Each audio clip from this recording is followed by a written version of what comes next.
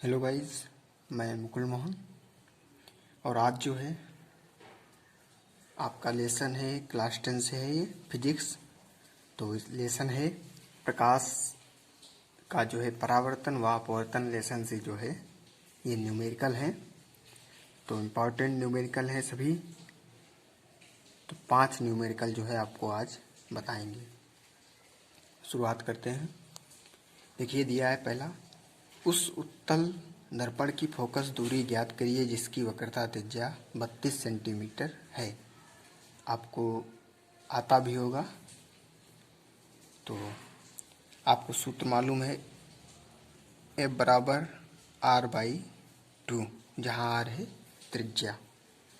तो हमारे पास R दी हुई है, R बराबर हमारे पास दिया हुआ है 32 सेंटीमीटर, यही दिया है। तो इसमें रखें सूत्र में जो है, तो F बराबर हमें ज्ञात करनी है फोकस दूरी F। तो R का मान दिया हुआ है 32 और बटे 2। तो आंसर कितना हुआ? 16 सेंटीमीटर। इसके बाद दूसरे क्वेश्चन पर आते हैं। प्रकाश वायु से 1.50 अपवर्तनांक की कांच की प्लेट में प्रवेश करता है। कांच में प्रकाश की चाल कितनी है? निर्वात में प्रकाश की चाल 3 × 10⁸ मीटर पर सेकेंड है। तो हम सबसे पहले लिखेंगे यहाँ पर प्रश्नानुसार या दिया है। n बराबर दिया हुआ है आपका 1.50 और प्रकाश की चाल कितनी दी हुई है? c बराबर 3 × 10⁸ मीटर पर सेकेंड। तो हमारे पास सूत्र होता है n बराबर c/v। आपने ये सूत्र सुना होगा। c है प्रकाश की चाल निर्वात में, और ये आपकी जो यहाँ पर दी हुई है माध्यम में जो है v क्या है? माध्यम में प्रकाश की चाल। तो सब आपके पास दिया हुआ है। तो हमें v बराबर ज्ञात करना है। कह रहा है कि कांच एक माध्यम हो गया, तो उसमें है प्रकाश की चाल। तो हमें v बराबर सूत्र लिखना होगा c/n। तो बस सूत्र में जो है मान रख दीजिए 3 × 10⁸ मीटर पर सेकेंड बटे 1.50।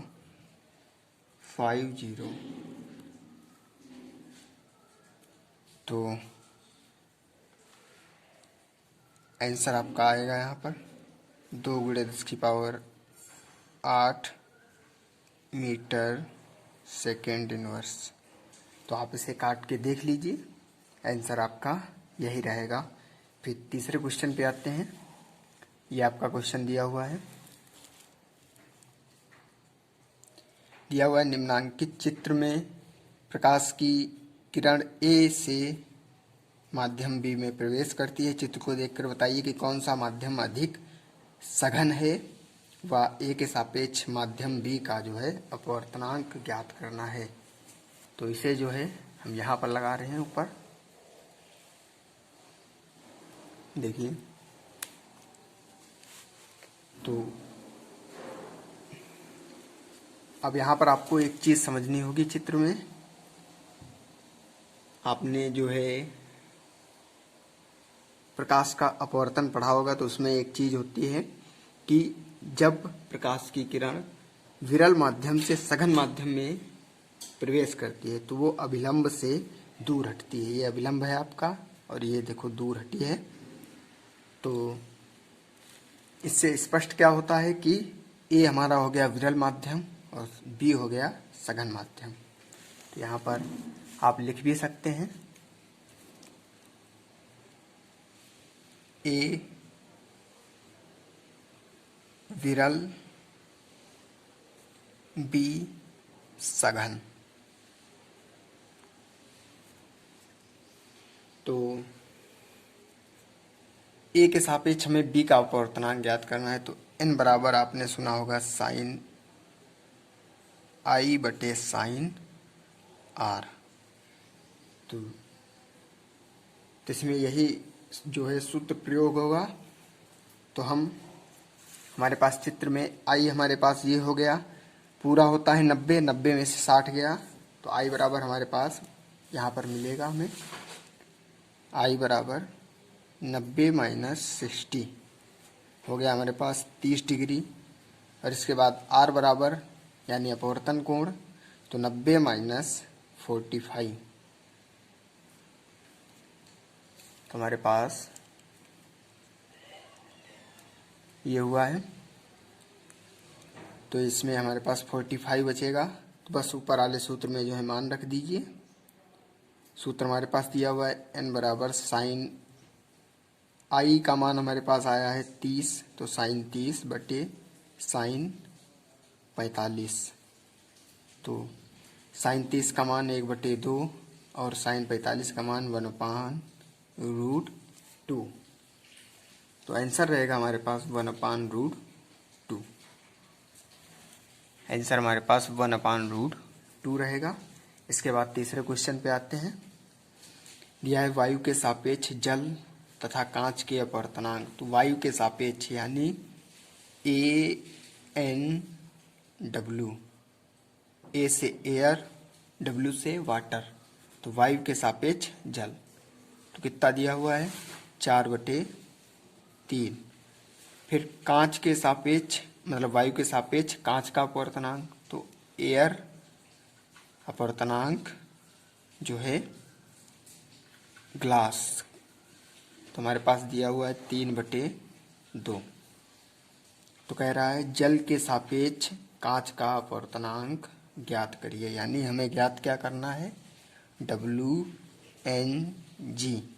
तो जो पीछे वाला होता है उसे पहले रखा जाता है, तो ANG, और जो पहले होता है उसे नीचे रखते हैं, तो ANW। तो 4/3/3/2। तो इसको ऐसे लिखे ले रहे हैं 4/3 इंटू 2/3। तो हमारे पास आंसर हुआ 8/9। इसके बाद दूसरा क्वेश्चन दिया हुआ है, ये रहा आपका क्वेश्चन। वायु के सापेक्ष जो है जल तथा कांच के अपवर्तनांक। तो वायु के सापेक्ष दिया हुआ है, तो एयर इंटू वाटर, तो यहाँ पर 1.35।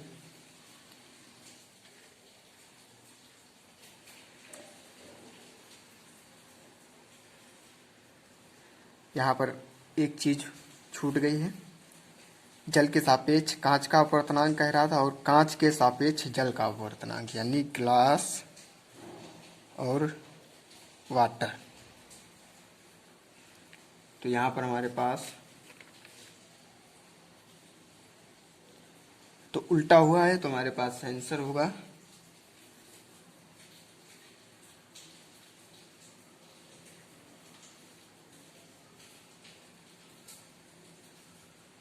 यहाँ पर गड़बड़ हो गया है।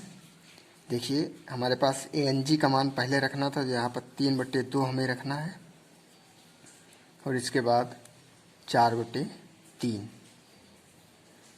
तो यहाँ पर हमारे पास आंसर आएगा 9/8।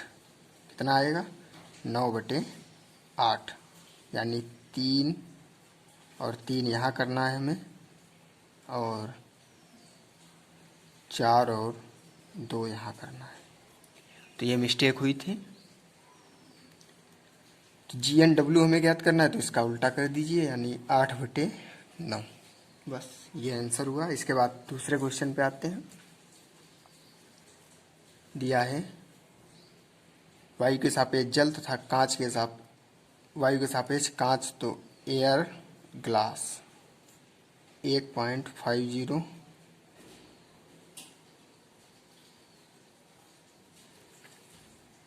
यदि प्रकाश किरण कांच से जल में जा रही हो तो कांच के सापेक्ष जल का अपवर्तनांक।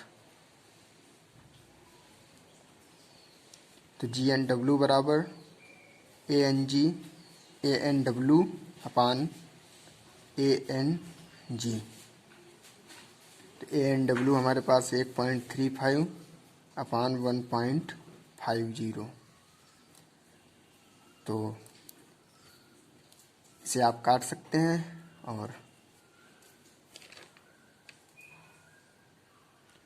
आंसर रहेगा आपका 0.9।